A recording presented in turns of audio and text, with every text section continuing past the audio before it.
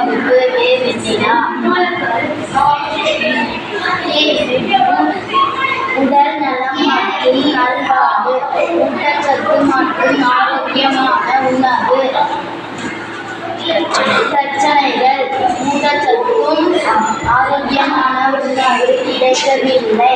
காரணம் பெற்றோர்களுக்கு ஆரோக்கியமான உணவை பற்றி விழிப்புணர்வான விழிப்புணர்வு இல்லை.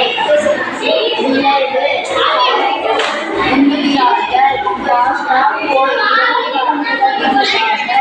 அதற்கான வீட்டு சத்தான உணவை சமைத்து குழந்தைகளுக்கு கொடுக்க வேண்டும்.